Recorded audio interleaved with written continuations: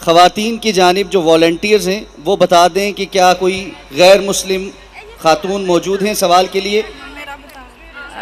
जी जी sir, गैर मुस्लिम नहीं है, लेकिन एक खातून है जिनके हस्बैंड नॉन मुस्लिम हैं। अगर आपकी इजाज़त हो तो उनका सवाल ले लें। जी ले लें। जी मेरे हस्बैंड नॉन मुस्लिम है, उनका कलमा है ला इलाहा इल्ला फजलुहु। वो पीर परस्त हैं, पीरों से मांगते हैं, सजदा भी करते हैं कब्रों को। मैं बहुत परेशान हूँ, आप बताइए मैं क्या फ़ैसला लूँ? क्या मैं उनसे तलाक ले लूँ या उनके साथ सरवाइव करूँ? ये मामला मुझे बाद में पता चला है।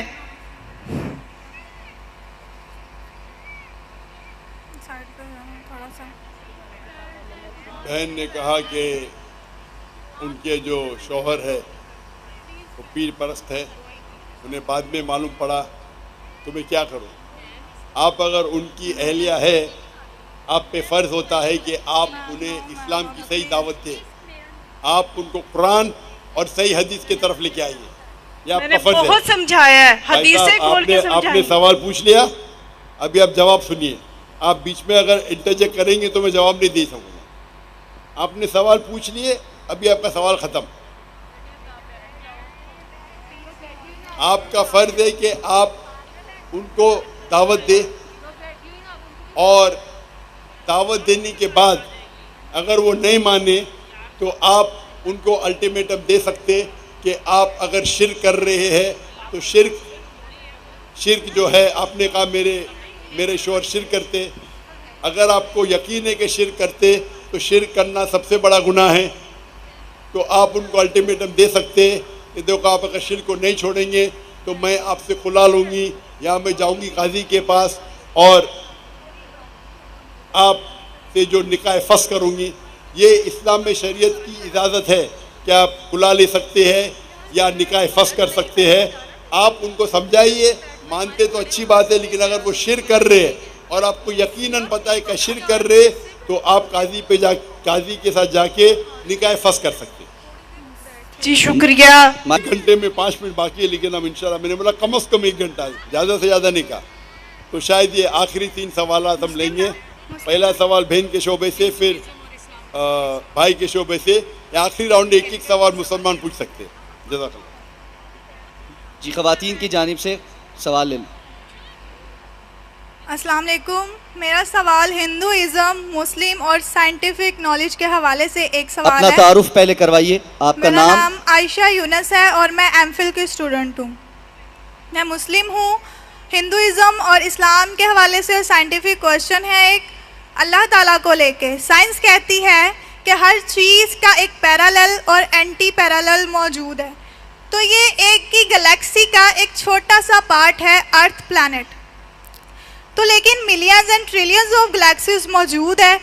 तो क्या जब ये प्लैनेट जो अर्थ है तबाह हो जाएगा, इस पे क़यामत बर्पा हो जाएगी, तो ये जो दुनिया का खेल है जिसे अल्लाह ताला कुरान पाक में खेल कहते हैं, ये ख़त्म हो जाएगा? क्या अल्लाह ने सिर्फ एक ही दफ़ा ये दुनिया बनानी थी और ऐसी मखलूक बनानी थी? तो मुझे ऐसा लगता है कि डिफरेंट गैलेक्सीज के अंदर डिफरेंट इसी ही तरह के अर्थ प्लैनेट्स मौजूद हैं, जिसमें हमारी ही तरह की मखलूक पाई जाती है, और जिसके हवाले से अल्लाह ताला ने अपने आप को रब्बे आलमीन और हज़रत मोहम्मद सल्लल्लाहु अलैहि वसल्लम को रहमतुल लिल आलमीन कहा है। तो मेरा अकीदा अचानक से उस तरफ जाने लगता है कि जैसे हिंदुइज़्म में जो जन्म की बात की जाती है वो सच है, क्योंकि शायद इसी अर्थ के पैरेलल या एंटी पैरेलल दूसरी गैलेक्सीज के अंदर भी ये सिलसिला चलता रहेगा। एक दुनिया ख़त्म होगी तो दूसरी दुनिया भी कहीं ना कहीं इस वक्त भी चल रही है और दोबारा भी चलेगी। बहन का लंबा सवाल था।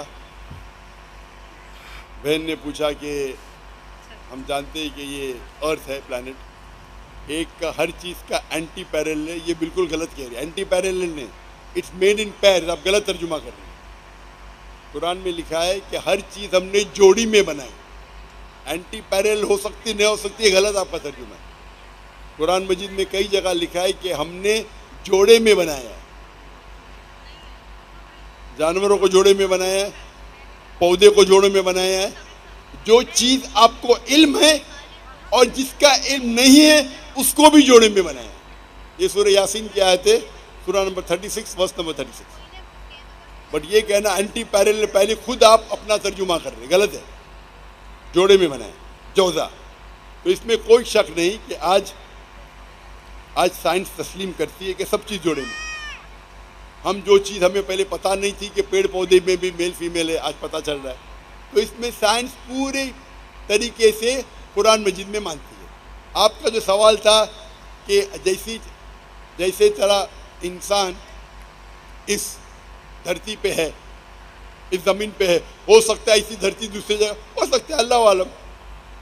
अल्लाह ताला फरमाते हैं अल्लाह ने आसमान बनाए, धरती बनाए, इसके बीच में भी डाले है। इसमें there is life beside this earth, इस दुनिया के अलावा भी जान है। कैसी हम जानते नहीं। आप कहते ये दुनिया फना हो जाएंगी फिर दूसरे दुनिया आएंगी, ये आपका वहम है। ये किधर भी कुरान और हदीस में नहीं लिखा है, ये आपका वहम है जो गलत है। हम इस दुनिया में आए, एक बार आएंगे। मोहम्मद सल्लल्लाहु अलैहि वसल्लम आलमीन है, रहमतुल आलमीन है, बिल्कुल सही।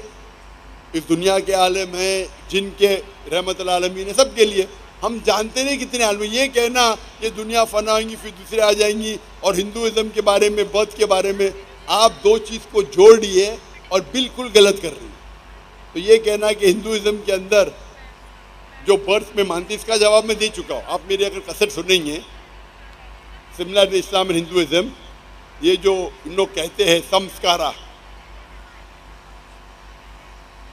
कि हम recycle of birth and rebirth, ये उनकी गलत फहमी है। जो हिंदुइज्म में आता है वो पुनर्जन्म। पुनर्जन्म मीन्स, पुनर मीन्स नेक्स्ट, जन्म मीन्स लाइफ। इसको कुरान मजीद का मुताला करेंगे तो हमें कोई एतराज नहीं। पुनर मीन्स नेक्स्ट, जन्म मीन्स लाइफ, नेक्स्ट लाइफ। हम भी मानते हैं नेक्स्ट लाइफ में। ये हिंदू पंडित ये नहीं समझ सकते थे कि क्यों कुछ बच्चे जो पैदा होते, वो पैदा होते हैंडीकैप, हार्ट डिजीज के साथ, कंजेनिटल डिफेक्ट के साथ। कुछ लोग गरीब पैदा होते, कुछ अमीर पैदा होते। तो भगवान नाइंसाफ़ी नहीं कर सकता। वो बच्चा पैदा हुआ है, उसको दिल की बीमारी है, क्या क्या दोष है उसका? तो वो अपनी खुद की फिलॉसफी निकाले, जिसे कहते संस्कारा। संस्कृत में कहते संस्कारा। साइकिल ऑफ बर्थ डेथ, ये उनका है।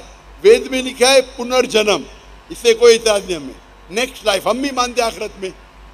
लेकिन ये कहना, क्योंकि उनके पंडित ये नहीं समझ सकते थे, बच्चा पैदा होता है तो वो हार्ट डिजीज में क्यों पैदा होता है, कोई अमीर फैमिली कोई। तो इस्लाम में इसका जवाब है। इस्लाम में अल्लाह ताला फरमाते सूरह मुल्क में, सूरह नंबर 67 वर्स नंबर आयत नंबर 2 में, अल्लज़ी खलक़ल मौत वल हयाता, अल्लाह ने मौत और ज़िंदगी बनाई ताकि ये जान ले तुम में से अच्छा कौन है, अच्छे अमाल कौन करता है। तो ये ज़िंदगी हमारे लिए इम्तिहान है। जब अल्लाह ताला अगर एक बच्चे को गरीब पैदा करता है या दिल की बीमारी से, वो बच्चा मासूम है। ये कहना हिंदू के जो पंडित कहते ने उसने पुराने जन्म में पाप किया इसलिए अभी दिल की बीमारी है। अल्लाह ताला हर इंसान को अलग अलग तरीके से परखता है। किसको दौलत देके, किसको गुर्बत देके, किसको सेहत देके, किसको दिल की बीमारी देके। हर आदमी, हर इंसान को अलग तरीके से परखता है। लेकिन हदीस में कहीं ना आता है क्या वो अगर उसको दिल की बीमारी है तो जहन्नम में जाएगा? नहीं, उसके लिए टेस्ट है। हो सकता है कि उसके माँ बाप के लिए टेस्ट है। अल्लाह ताला देखना चाहता है कि माँ बाप अच्छे मुसलमान हैं, अगर मैं उनको ऐसा बच्चा पैदा करता हूँ उनके घर में जो दिल की बीमारी है, फिर भी वो अल्लाह पे यकीन करते गए नहीं। अगर टेस्ट डिफ़िकल्ट है और इंसान टेस्ट पास करता है तो उससे औदा भी, पोजीशन भी आखिरत में और अच्छी मिलती है। तो अल्लाह ताला अलग इंसान को अलग तरीके से टेस्ट करते हैं, किसको दौलत के साथ, किसको गुर्बत के साथ, किसको हेल्थ देके। तो ये कहना कि बिकॉज वो पुराने जन्म में पाप किया इसीलिए वो लंगड़ा पैदा हुआ या लूला पैदा हुआ, ये उनकी गलत सोच है। इस्लाम के पास जवाब है। अल्लाह ताला फरमाते अल्लाह ताला टेस्ट कर रहे हैं और अलग इंसान को अलग तरीके से टेस्ट करते हैं। और कोई इंसान गरीब होता है उसका मतलब नहीं कि जन्नत में जाएगा। हालांकि तौर पे अल्लाह के रसूल फरमाते गरीब इंसान के जन्नत के जाने के चांसेस और है, क्योंकि उसके इम्तिहान और आसान है। अमीर इंसान को हिसाब किताब देने पड़ेगा, ज़कात देने पड़ेगा, तो ज़कात हर एक के लिए फ़र्ज है अमीर इंसान के लिए। तो अमीर अगर ज़कात देगा तो उसको फुल मार्क्स मिलेगा। गरीब इंसान को ऑलरेडी 100 आउट ऑफ 100 मिल गया ज़कात में, उसको ज़कात देने की ज़रूरत नहीं। तो अलग इंसान को अलग तरीके से अल्लाह टेस्ट करता है और इसको डिटेल में मैंने जिक्र किया, मेरी तकरीर में आप चेक कर सकते। ये कहना कि दुनिया अलग आएंगी, नई नई दुनिया रहेंगी, ये आपका वहम है और बिल्कुल गलत है। Thank you. माइक नंबर 1 पे जो मुस्लिम भाई हैं वो सवाल कर सकते हैं, मुख्तसरन जामे सवाल। माइक नंबर 1 ओपन कीजिए।